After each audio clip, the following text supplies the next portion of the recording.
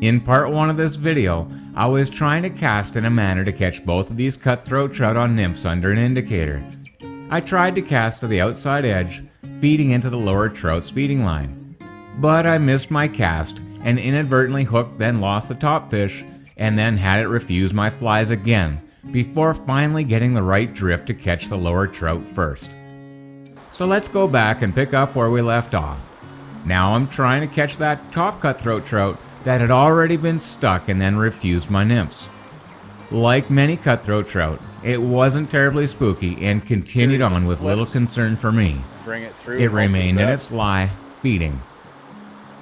Oh, did he look at my nymphs? Yeah. Like most cutthroat trout that have been hooked or refused flies on previous casts, this one continued to look but refused my nymphs. Oh, that was a look for sure. Hey. I'd have to adjust my presentation and depth in order to catch this second fish. He's looking hard, right? Yeah. Oh, right to this rock here, eh? Hey. Jeepers. That's neat. So I'm going to take this as a depth issue, and I'm just going to go use yours, fishing naked, and just kind of drop shot those couple nymphs in there. Okay. And see what happens. Sounds like a plan. Yeah. You can see him sitting on that ridge. Yeah. I can too.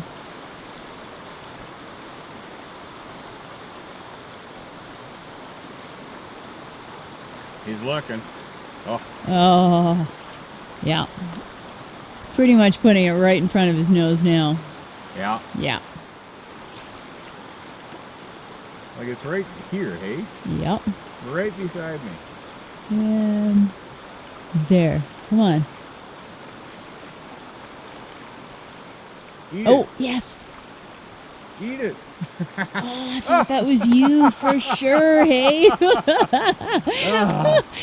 Because there was a turn of the head, Yeah, I'm convinced there of was. that, hey? He's moving. Yeah.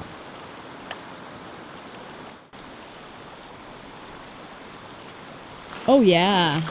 Right on. Well.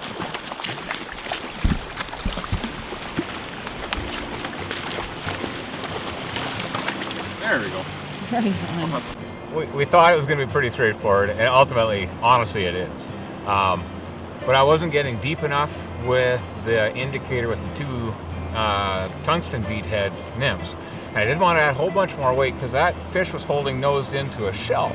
And with the nose into a shelf, that fly has to tumble over that shelf to where the fish is. And I didn't trust that I wasn't just going to get hung up, so I got shy. And it didn't work.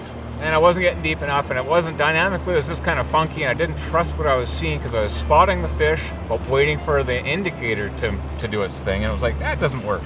So what I chose was almost an extreme point fly, Czech nymph, Polish nymph, but it ain't that. So it's just, at the end, basically it's just a long leader, humongous split shot at the end, about 6 inches up is the first nymph, and then a foot above that is the second nymph.